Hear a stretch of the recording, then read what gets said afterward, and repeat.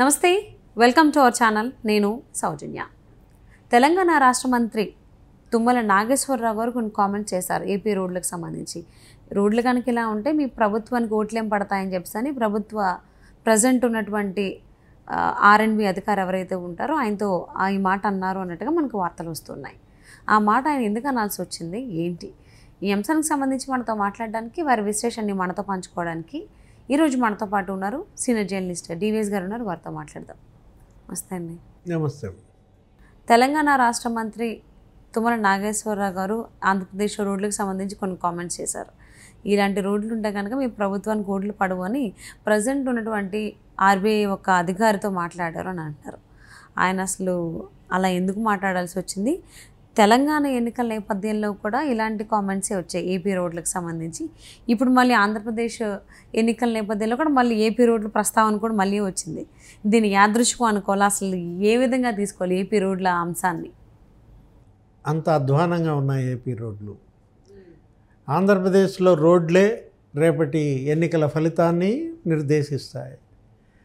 ఆంధ్రప్రదేశ్లో రోడ్లపై ఉన్న గుంతలే రేపొద్దున అక్కడ ఎన్నికల ఫలితాన్ని నిర్దేశిస్తాయి అనేది వీటన్నిటి పట్ల మనకు తెలుస్తుంది. ఇవాళ తుమ్మల నాగేశ్వరరావు చేసినటువంటి కామెంట్స్ 5 ఏళ్ల జగన్మోహన్ రెడ్డి వైఫల్యాన్ని అద్దం పట్టాయి. రోడ్లు వేయకుండా మీకు ఓట్లు ఎట్లా వేస్తారు, ఈ రోడ్లపైన ప్రయాణించేవాడు ఎవడైనా మీకు ఓటు వేస్తారా అన్న ఆయన మాటలు చాలా తీవ్రంగా ఉన్నాయి. నిన్న తుమ్మల నాగేశ్వరరావు అక్కడ ముంపు మండలాల్లో తెలంగాణ ఆ ప్రాంతంలో పర్యటిస్తూ ఆ బుట్టాయిగూడెం ఆ రోడ్డు మీద వెళ్తూ ఒక 10 కిలోమీటర్లు అతను నరకం చూశాడు. వెంటనే R&B CEని కలపమని ఉంటాడు. ఆ CEతో ఫోన్ చేసి ఏంటి రోడ్లు, నేను R&B మంత్రిగా పనిచేశాను గతంలో, ఇంత అధ్వాన్నంగా రోడ్లు ఉన్నాయి, మేము ఇంతకుముందు ఈ రోడ్డు వేయించాం, మేమేయించిన రోడ్డు కూడా మీరు కనీసం మరమ్మతులు కూడా చేయించుకోలేరా, ఆ ప్యాచ్ వర్కులు మీరు చేయించుకోలేకపోతే మేమే ఆ ప్యాచ్ వర్కులు కూడా చేపిస్తామన్న తుమ్మల సీరియస్నెస్ అక్కడ R&B CE అసమర్థతను తెలియజేస్తుంది. ఆంధ్రప్రదేశ్ ప్రభుత్వ అసమర్థతను తెలియజేస్తుంది అన్నమాట. గతంలో కూడా మనం చూసాం. తెలంగాణ అసెంబ్లీ ఎన్నికలకు ముందు ఒక 5-6 నెలల క్రితం KTR మాట్లాడుతూ ఏమన్నాడు, ఒకసారి తెలంగాణ వాళ్ళందరినీ బస్సుల్లో ఏపీ రోడ్ల మీద తిప్పి తీసుకొచ్చామంటే ఇక మనకి BRSకి ఓట్లు అన్నాడు. అంటే ఇక్కడ రోడ్లంతా బాగున్నాయి, అక్కడ రోడ్లంతా అధ్వానంగా ఉన్న దీంట్లో అక్కడ ప్రభుత్వం ఎంత ప్రజలని కష్టపెడుతోంది, ఇక్కడ ప్రభుత్వం ప్రజలను ఎంత సుఖపెడుతోందన్న పోలిక అక్కడ కనపడుతుంది. జగన్మోహన్ రెడ్డి హయాంలో 5 ఏళ్లలో మొత్తం రోడ్లన్నీ ధ్వంసం అయిపోయాయి. ప్రమాదాలు ఎక్కువ పెరిగాయి. రోడ్డు ప్రమాదాల్లో మృతుల సంఖ్య కూడా తీవ్రంగా పెరిగింది ఈ 5 ఏళ్లలో. మనం చూసాం ఆ NCRB లెక్కల ప్రకారం ఆంధ్రప్రదేశ్ రోడ్డు ప్రమాదాల్లో ఏ స్థానంలో ఉంది, 5 ఏళ్లలో రోడ్డు ప్రమాదాలు ఎంత పెరిగాయి, మృతుల సంఖ్య ఎంత పెరిగాయి, ఆ గాయపడిన వాళ్ళ సంఖ్య ఎంత పెరిగాయో కూడా చూసాం అన్నమాట. జనరల్గా ఏ ఊళ్ళో అయినా సరే, ఏ నియోజకవర్గంలో అయినా సరే ముందు చూసేది రోడ్లు. అదేంటి, మౌలిక వసతుల్లో అతి ముఖ్యమైన ఇష్యూ. జీవన ప్రమాణాలు పెంచడానికి అక్కడ విద్య, వైద్యం, ఈ సదుపాయాలన్నీ అందాలంటే ముందు అక్కడ రోడ్లు బాగుండాలి. ఆ ఊరికి పంతుళ్ళు రావాలన్నా, వేరే ఊరికి మన పిల్లలు వెళ్ళి చదువుకోవాలన్నా, వేరే ఊళ్ళో వైద్యానికి ఇక్కడ ముసలాళ్ళు వెళ్ళాలన్నా ఆ రోడ్ల మీదే ప్రయాణించాలి. అలాంటి రహదారి వ్యవస్థనే ధ్వంసం చేశారు జగన్మోహన్ రెడ్డి. ఇప్పుడు వాజ్పేయి హయాంలో గోల్డెన్ క్వాడ్రిలేటరల్ రోడ్స్ వచ్చాయి, స్వర్ణ చతుర్భుజి రోడ్లు అన్నమాట. అప్పట్లో చంద్రబాబు ముఖ్యమంత్రిగా, వాజ్పేయి ప్రధానిగా మలేషియా ఆ దేశాలన్నీ తిరిగినప్పుడు అక్కడ 4 lane roads, 6 lane roads, 8 lane roads చూసి ఇవి మనం ఎందుకు వేయకూడదు అని చంద్రబాబు ప్రధాని వాజ్పేయి పైన ఒత్తిడి చేశారు. అప్పుడు ఈ కొత్త మోడల్ ఆవిష్కృతమైంది, PPP అనే మోడల్, పబ్లిక్ ప్రైవేట్ పార్ట్నర్షిప్లో. ఏం జరిగింది, స్వర్ణ చతుర్భుజ రహదారులు వచ్చేసాయి. ఆ పరిణామ క్రమమే ఇన్ఫ్రా డెవలప్మెంట్. వాజ్పేయి ప్రధాని తర్వాత గత 25-20 ఏళ్లలో దేశంలోనే రహదారులు అద్భుతంగా మారాయన్నమాట.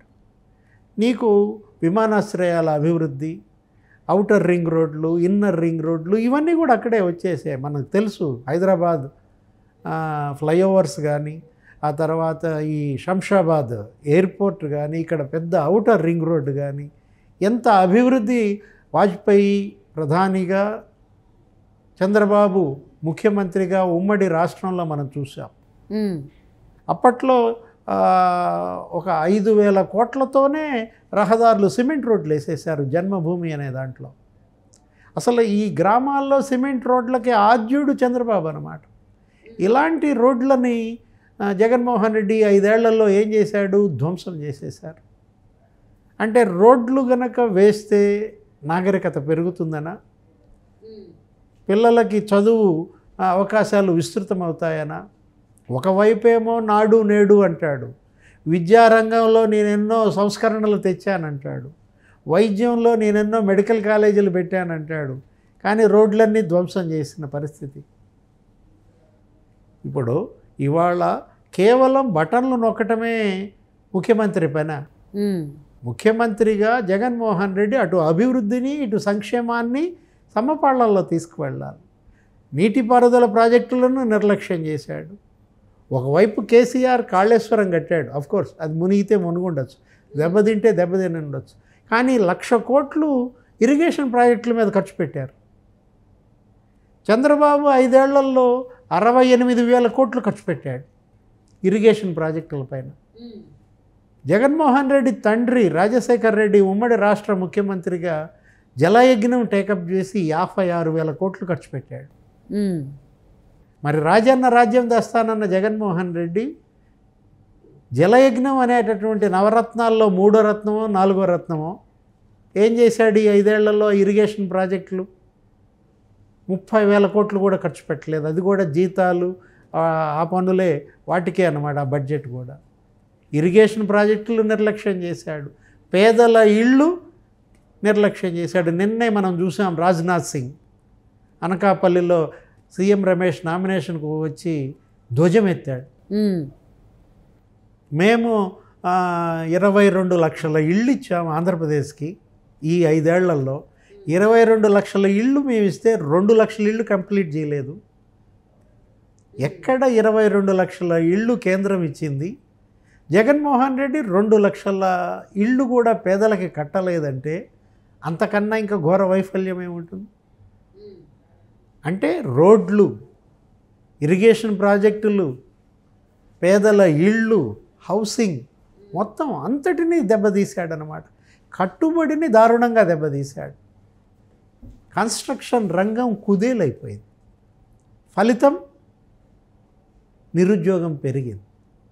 40 లక్షల భవన నిర్మాణ కార్మికుల పొట్టగొట్టారు. వాళ్ళు ఉపాధి కోల్పోయారు.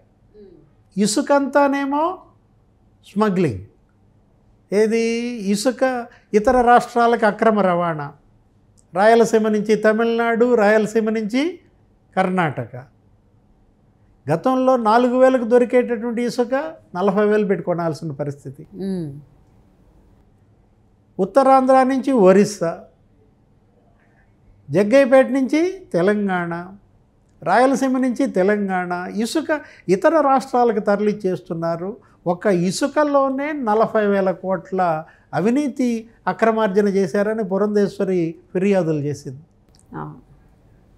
కన్స్ట్రక్షన్ ఎంత కుదేలైంది, 40 లక్షల భవన కార్మికుల పొట్టగొట్టారంటే ఇదంతా కూడా జగన్మోహన్ రెడ్డి వైఫల్యాలుగా ఇవాళ తుమ్మల నాగేశ్వరరావు వ్యాఖ్యల్లో మనకు కనపడుతుంది. సో మరి ఈ కామెంట్స్ పైన వైసీపీ నాయకులు కానీ జగన్మోహన్ రెడ్డి కానీ స్పందిస్తారా, లేకపోతే ఎలా స్పందిస్తారు? లేదా ఇందుకు ముందు కూడా కేసీఆర్ కామెంట్స్ చేశారు రోడ్లకు సంబంధించి, డబుల్ రోడ్లు ఉంటే తెలంగాణ, సింగిల్ రోడ్డు అది చీకటిగా ఉందంటే ఏపీ రోడ్స్ అని. మరి అప్పుడేం మాట్లాడలేదు. మరి ఇప్పుడు తుమ్మల నాగేశ్వరరావు గారు మాట్లాడిన తర్వాత వాళ్ళు ఏమైనా స్పందిస్తారా, అసలు ఎలా ఉంటుందని చూద్దామండి. Thank you so much TVS గారు. నమస్తే.